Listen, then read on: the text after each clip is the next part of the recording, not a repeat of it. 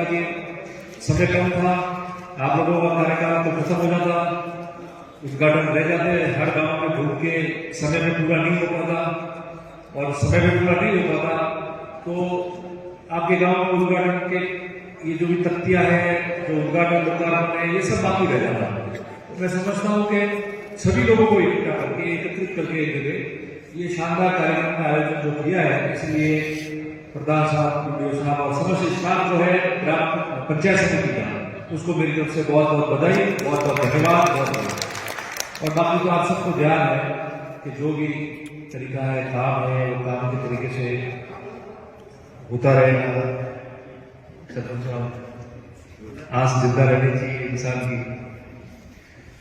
तो कई लोग हैं आप लोग जो आज 5 साल का कार्यक्रम किया, जो भी हम सबसे कोशिश हुई कि आप सबको जितनी मदद कर सके, सहयोग कर सके, वो हम लोगों ने किया है। और कहीं आपकी व्यवस्थाओं में इस प्रकार से नहीं रहे कि कभी कमी कोई नजर आवे या कभी आपको जानबूझ के किसी ने तकलीफ दी हो। मेरे ख्याल से शायद ही ऐसा कोई उदाहरण हुआ होगा, आप सारे के सारे सरपंच यहाँ बैठे हो, कभी ऐसी व्यवस्था हो नहीं थी। क्योंकि देखो, जो भी जनप्रतिनिधि जीतता है, हारता है, वो तो सब समय के हिसाब से चलता रहता है। ये हार जीत तो भले कोई संख्या में तो किसी की गिना भी सकते हैं, जीत हो गई इतनी बार, इतने बार हार गए, तो वो होगा, उसमें कोई वो बड़ी बात नहीं है। हारेंगे भी, जीतेंगे भी, कितनी बार जीतते आते, ये महत्व नहीं होता है। लोग हार के बाद में भी, जीत के बाद में भी किस प्रकार से लोग साथ जुड़े हुए रहते हैं, उनका कितना सम्मान होता है, एक दूसरे के प्रति प्रेम होता है, वो सबसे ज्यादा जरूरी होता है। और मेरा मानना है, हमेशा मैंने ये चीज आजमा के भी देखी है कि जब भी ये चुनाव चले जाते हैं, उसके बाद में जनप्रतिनिधि का भी कर्तव्य होता है। जैसे आप सरपंच बने हैं, कल आपका कार्यकाल पूरा होगा, लोगों से प्रेम रखा हुआ, आराम से काम किया होगा, तो लोग वैसे ही रखेंगे। तो किसी की भी पीछा नहीं किया जाता है कि भाई इसको तकलीफ देनी है, इसने मुझे वोट दिया या नहीं दिया। हार जीत हो गई, फैसला हो गया, खत्म, अपने काम पे लगो। और सभी लोगों को आराम से समकक्ष न्याय के साथ में, प्रेम के साथ में, आदर भाव, मान सम्मान, इज्जत के साथ में सबको रखो।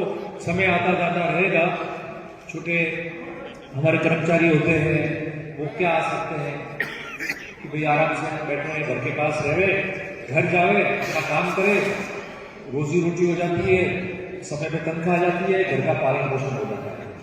कभी तकलीफ नहीं पड़नी चाहिए कि वो व्यक्ति साथ रहा या नहीं रहा, पर उसके साथ में उसको उठा के यहाँ से बाहर फेंक दे और वो बेचारा घरवाला भी उसका जो है वो परेशान रह गए। इस प्रकार की कभी शायद मेरे हाथों से तो हुआ नहीं, अनजाने में कुछ हुआ होगा, तो हमेशा क्षमा प्राप्ति सबसे रहे। पर आप सब लोगों ने अच्छा काम किया।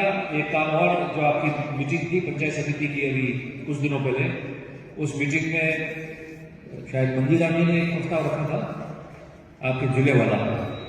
तो आप समस्त सरपंच और जनप्रतिनिधि, तहसील की तो सबसे बड़ी बॉडी पंचायत समिति होती है, साधारण सभा सबसे बड़ी होती है, उसमें सरपंच, जनप्रतिनिधि, पंचायत समिति मेंबर, जिला परिषद मेंबर, आप सब लोग उपस्थित थे।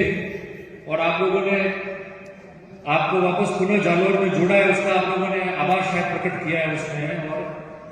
और क्या किया था, एक तो आभार प्रकट किया जालौर में, दूसरा अच्छा भेदभाव था, हाँ दूसरा एक तो आभार वाला याद है मेरे को, तो एक तो आभार वाला था, और दूसरा आप लोगों ने भीममाल को जिला बनाने की जो आपकी मांग थी, या जो आपका कर्तव्य, आपका अधिकार था आपकी बॉडी में अंदर, उसके लिए किया। तो आप लोगों को धन्यवाद। क्योंकि मंदिरा जी, कई बार क्या होता है कि आपका प्रस्ताव रखा, इसलिए आपका नाम मैंने कोट किया।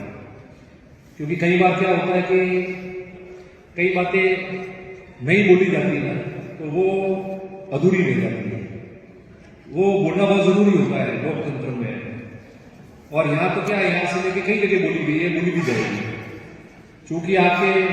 क्योंकि ये इशू ऐसा बन गया है, इतना बड़ा इशू बन गया कि मैं तो अभी भी आज भी उम्मीद करता हूँ कि सरकार में बैठे हुए जो लोग हैं, ये सरकार से ताल्लुक रखने वाले लोग, उनका मैंने अभी तक कोई बयान नहीं सुना। तो मैं आशा करूंगा, नहीं तो मेरी शिकायत रहेगी, मुख्यमंत्री जी को पूछना पड़ेगा मुझे विधानसभा में प्यार से कि सर आपके लोग क्यों नहीं बोल रहे कि जिला सही निरस्त किया है या गलत किया है।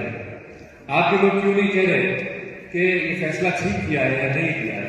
उनको बोलना चाहिए। जो सरकार में आपके लोग हैं, जो ताल्लुक रखते हैं आपसे, वो ही नहीं बोलेंगे तो प्रजा को कैसे पता चलेगा कि आपने क्या फैसले लिए हैं। जैसे मैं था बिल्कुल साफ मन से बोला हूं, तो पहले भी बोला, आज भी बोल रहा हूं, कल भी बोलूंगा।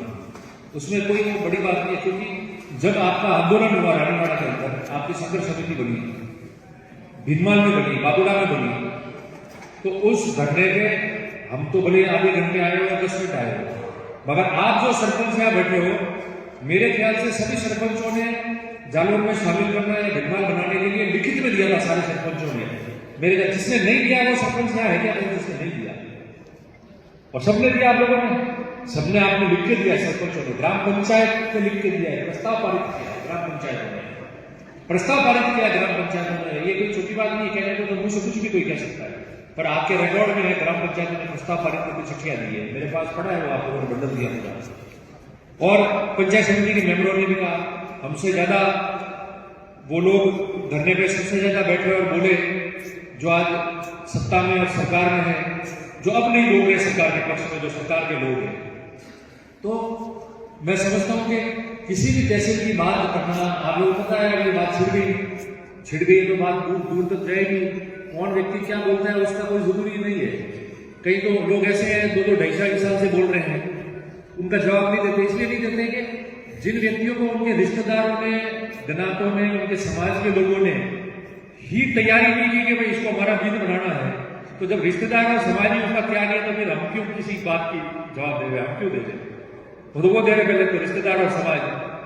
मगर ऐसा कोई मुद्दा होता है जो राजस्थान का मुद्दा है और जिसमें बड़े लोग शामिल है और उसमें नहीं बोले तो वो हमारी बेईमानी होगी कि हम नहीं बोले, भले फिर वो कोई भी बोले।